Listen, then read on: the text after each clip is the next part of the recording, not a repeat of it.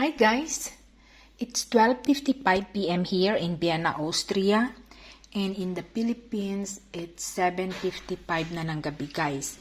So ngayon guys, ang niluto ko is garlic pepper beef. So ayan guys, kasi guys, nasawa na rin ako sa parating lang beef broccoli.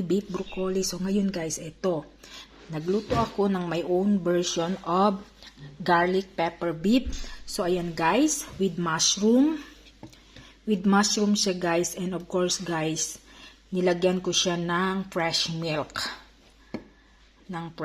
para medyo may saucy din siya ng konti. So ayan guys, ito ang aming lunch for today. And of course guys, kapag ganito yung ulam natin guys, masarap mag rice, di ba? So, of course, nagluto rin ako ng rice. At ngayon, guys, is nandito ng aking asawa, galing sa meeting. So, kakain na kami later.